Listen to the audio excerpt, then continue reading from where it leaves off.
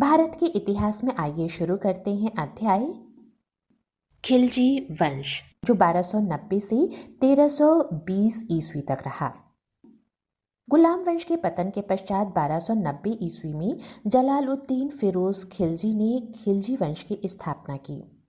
सुल्तान कैकूबाद ने इसे शाइस्ता खां की उपाधि और आरिज़े मुमालिक अर्थात सेना मंत्री का पद दिया था।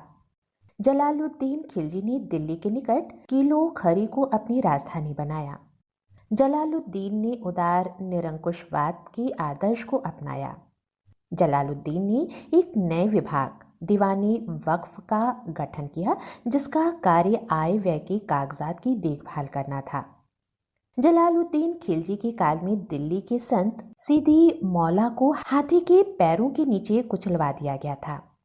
जलालुद्दीन खिलजी की हत्या उसके भतीजे और दामाद अलाउद्दीन खिलजी द्वारा 1296 ईस्वी में धोखे से कड़ा मानिकपुर में कर दी गई थी।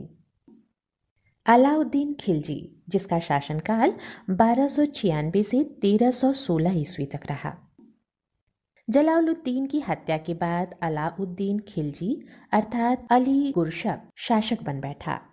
अलाउद्दीन खिलजी दिल्ली का पहला सुल्तान था जिसने धर्म पर राज्य का नियंत्रण स्थापित किया।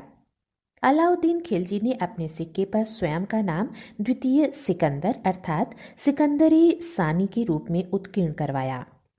अलाउद्दीन खिलजी दिल्ली सल्तनत का पहला शासक था जिसने योग्यता के आधार पर पदों का वितरण किया।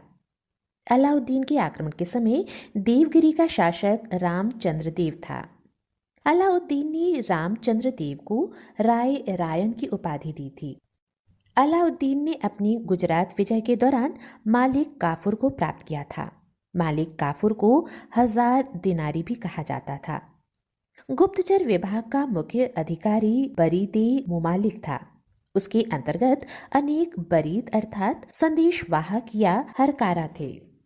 अलाउद्दीन ने राजस्व व्यवस्था से भ्रष्टाचार और लूट को खत्म करने के लिए एक नए विभाग दीवानी मुस्तखराज की स्थापना की।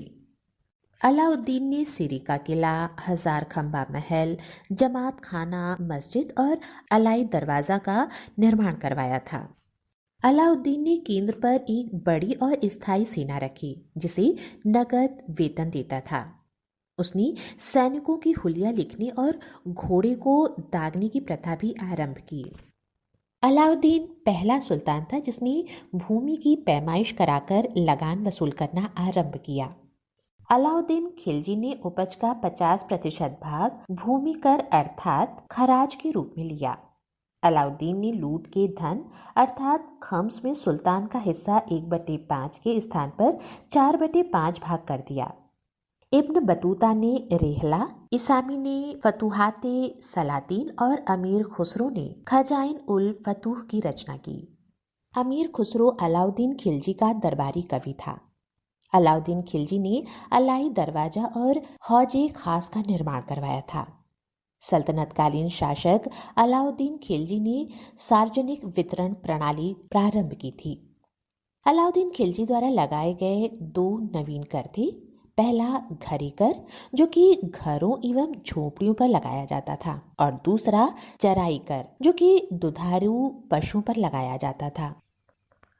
सल्तनत काल में लगने वाले कुछ प्रमुख कर इस प्रकार से थे, जैसे कि जजिया कर, ये गैर मुस्लिमों से लिया जाने वाला कर था।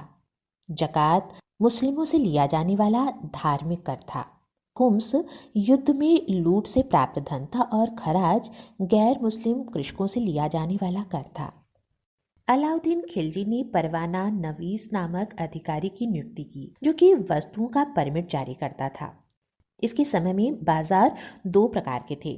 पहला मंडी अर्थात खाद्यान्न बाजार और दूसरा सराय ए अदल अर्थात निर्मित वस्तु, वस्त्र, जड़ी बूटी आदि।